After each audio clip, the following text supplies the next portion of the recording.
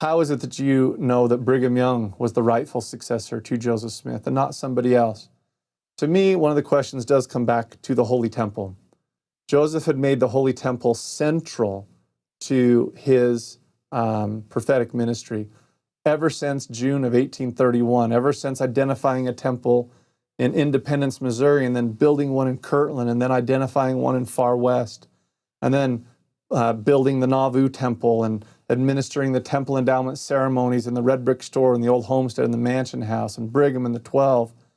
And my question is, which of the churches today focus in on temples and temple ceremonies and temple ordinances? Who at the time was giving them and receiving them? And it was Brigham and the 12, as the temple stands as the symbol of Jesus Christ restored church in the latter days.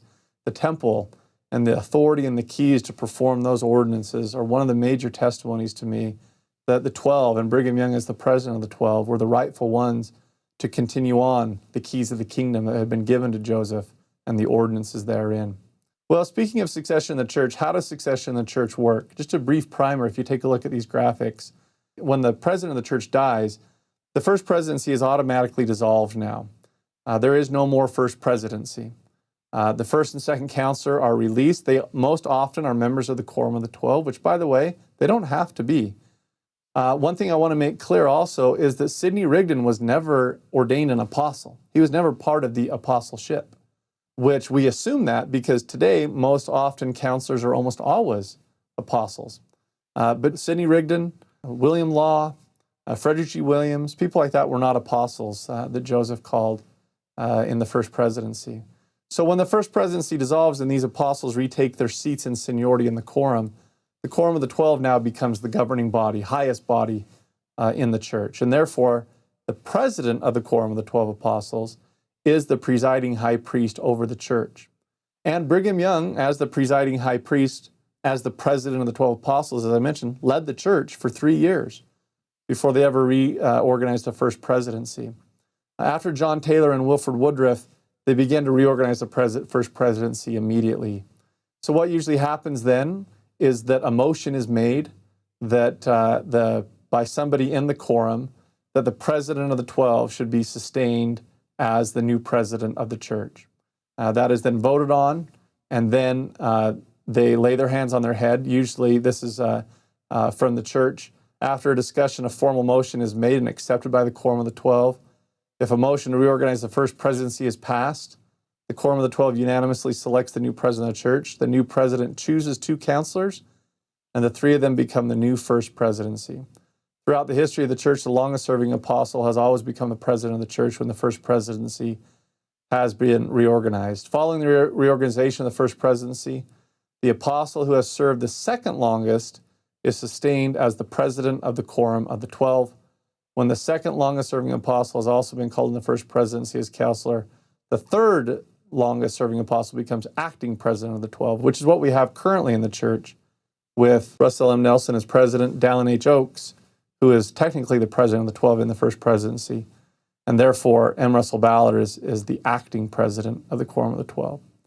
The president of the Quorum of the 12, along with the rest of the apostles, sets apart the new president of the church through a formal laying on of hands. And that is how the new president is chosen.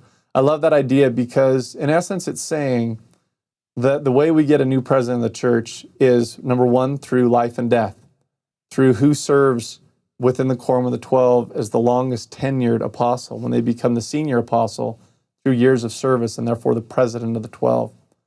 There's no electioneering, there's no campaigning that way. It's the president of the 12 who becomes the next president of the church. It's orderly, it's beautiful, it's simple, and it puts people in the church to lead the church now who have years and years and years of experience with it.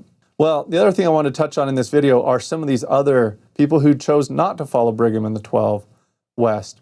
I'd highly recommend this book. It's called Scattering of the Saints, Schism Within Mormonism. And you can see this graphic here. This is trying to represent, when this book was written, all the different break-offs of the church and where they broke off and how they broke off. There's so many, and I don't have time to give a quick summary. I do want to hit a few of them, though, and this graphic helps a little bit so you can see. Some of the breakoffs from the church, obviously the blue line is the Church of Jesus Christ of Latter-day Saints with Brigham Young that represents us and me. There is a breakoff from us, a primary breakoff that sometimes is known as fundamentalism, which is when our church decided at the turn of the century in the 1900s to quit the practice of plural marriage. And sometimes those are called FLDS, or Fundamentalist Latter-day Saints, who believe as a premise that plural marriage never should have ceased in the church, and that Wilford Woodruff in particular and Joseph F. Smith were wrong to stop it in the church. We'll look at a few of these other. James Strang, the Church of Jesus Christ of Latter-day Saints, no hyphen. He's the one who claimed to have a letter saying that Joseph had appointed him, had he died, to be the new leader of the church. And James Strang's very charismatic, and his life is fascinating if you want to read into him. He's going to take a group of people over to Michigan, onto Beaver Island eventually, and build up a large following of about 10,000 people there. However, he will be martyred and killed by some disgruntled followers, and his movement has mostly faded away. There's not very many Strangites or followers of James Strang left today. There's also, if you look at the green line, there's Granville Hedrick, who in essence breaks off from the Prairie Saints, who don't follow Brigham West. And Granville Hedrick receives a revelation that he feels like the church should be taken back to Independence, Missouri. And so they go back, and if you go to Independence, Missouri today, you'll see a little white building on the temple lot. And those are sometimes called Hedrickites, or their official name is the Church of Christ Temple Lot. The orange you see is Sidney Rigdon, who did lead his own church up into Pittsburgh. And Sidney Rigdon's church kind of came to an end, but there was a breakoff of Sidney Rigdon's church that continues today, the Church of Jesus Christ. Sometimes they're called Bickertonites because they were led by a man named William Bickerton. And there are many others, and I apologize that I'm not touching on all of them, but I want you to understand these main ones that are out there. The main one that the other largest restoration movement is the Community of Christ, or the Reorganized Church of Jesus Christ of Latter-day Saints. The reorganization really are from saints who didn't go west and didn't go follow Lyman White. I didn't even talk about him, who went down to Texas, but they kind of stayed in the Midwest, in Illinois and other places. And in the 1840s, they just kind of convalesced more. Emma Smith is part of them. She does not follow Brigham and the 12 West. I'll talk about her in a second. But in the 1850s, they say we should reorganize.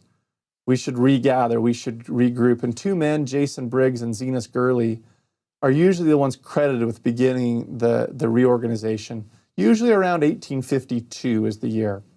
They reach out to Emma Smith and invite her to be part of it, and especially her son, Joseph III, who they feel Joseph Smith's son should be the rightful leader of the church. And then at a conference in Amboy, Illinois on April 6, 1860, the reorganization unanimously accepts Joseph Smith's oldest son, Joseph III, as their prophet, seer, and revelator, and the successor to the church.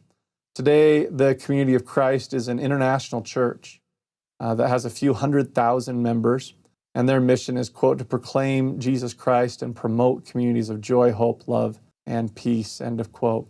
They are wonderful caretakers of so many things that we believe are valuable as members of the Church of Jesus Christ of Latter-day Saints. They've been wonderful caretakers and stewards of the Kirtland Temple, of the manuscript of the Joseph Smith translation, of the Mansion House, and so many others, so many things. We're so grateful to the Community of Christ, our brothers and sisters in the restoration there. And Emma Smith ends up affiliating with the Community of Christ, or what's called the Reorganized Church at the time, later known today as the Community of Christ. This is a good summary of Emma because a lot of people have questions about her, and I can't give a full summary of Emma Smith. I'd recommend Jennifer Reeder's new book called First, The Life and Faith of Emma Smith, if you want more expansive. But I do like this summary from Richard Bushman on Emma Smith in his book, Rough Stone Rolling. He says, quote, Emma's alienation from the main body of the church began almost immediately after the martyrdom. Joseph left behind 5 children. Emma thought immediately of her family's security. At issue was property. She wanted to preserve her assets from inclusion with the churches, a nearly impossible distinction to maintain. William Clayton felt she was grasping and unreasonable, and Brigham Young was suspicious. Uneasy in dealing with the powerful, willful woman, they left her out of their councils and even their socials. Her known opposition to plural marriage made her double troublesome. When most of the saints moved west, she stayed behind in Nauvoo. With Joseph gone from her life, Emma withdrew from religion. She was reluctant to talk about Mormonism.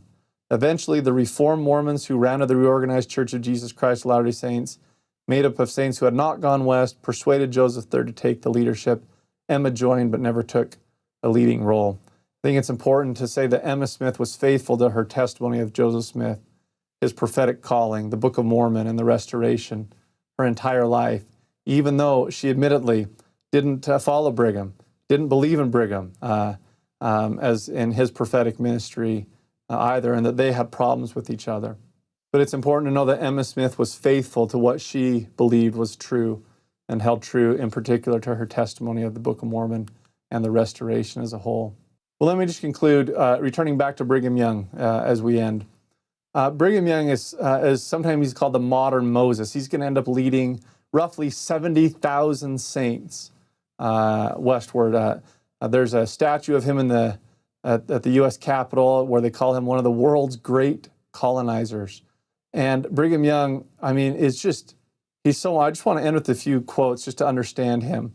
As I said, that Brigham did things that I'm not sure that Joseph Smith could do in helping the church continue. So much of what we have in the church today is as a result of Brigham Young. Sometimes I like to say that Joseph Smith is like the visionary who saw the vision and brought forth the vision of the church. But Brigham Young is the CEO, or maybe he's the president of the company who actually makes the company profitable and actually makes it function and grow and work and become what it is today. One of my colleagues, Garrett Dirkmott, has written, quote, "Joseph Smith is the reason why we believe the things we believe. But Brigham Young is the reason why a church exists in which we believe today. It's under Brigham Young that the church doesn't completely fall apart and dissipate. It's under Brigham Young that a core central location is made, a refuge where the church can become strong enough that it doesn't collapse. Then the message of Joseph Smith is able to be brought to the rest of the world. In some ways, I see Brigham Young as this almost Paul-like figure, in the sense that without Paul, it's hard to see how Christianity could have become a world religion. Without Brigham Young, it's very difficult to see how the church could have survived as anything other than a scattered, insignificant faith that counts its members in hundreds or thousands rather than millions." I think that's a wonderful summary from Professor Dirkmott on what Brigham Young did and his skills that he brought. I want to conclude with this quote from Jedediah M. Grant. As Brigham Young establishes the church out here and has maybe the largest family in America, becomes a president of the church and a governor, becomes one of the most interesting people in the history of the U.S., and as it says, one of its great colonizers. Back east, people take interest in Brigham Young. And Jedediah M. Grant writes this, quote, "I can't undertake to explain Brigham Young to your Atlantic citizens or expect you to put him at his value. Your great men eastward are, to me, like your ivory and pearl-handled table knives, balanced handles, more shiny than the inside of my watch case, but with only edge enough to slice bread and cheese and help spoon victuals, and all alike by the dozen, one with another. Brigham is the article that sells out west with us, between a Roman cutlass and a beef butcher knife, the thing to cut up a deer or cut down an enemy, and that will save your life or carve your dinner every bit as well. Though the handpiece is buckhorn and the case a hogskin hanging in the breech of your pantaloons, you that judge men by the handle and sheath, how can I make you know a good blade?" That question continues today in many ways. I bear my witness that the keys of the kingdom have continued from Joseph Smith through Brigham Young and the Quorum of the 12 down today to Russell M. Nelson as the president of the Church of Jesus Christ of Latter-day Saints. I believe it for many reasons, but most of it, to me, central question is the focus on the temple and the temple ordinances and the temple covenants that Joseph was so central on and that continues in the church today. I hope that you and I can continue in the restoration as those who followed Brigham Young after the death of Joseph Smith continued in it also. God bless you and me as we seek to do so.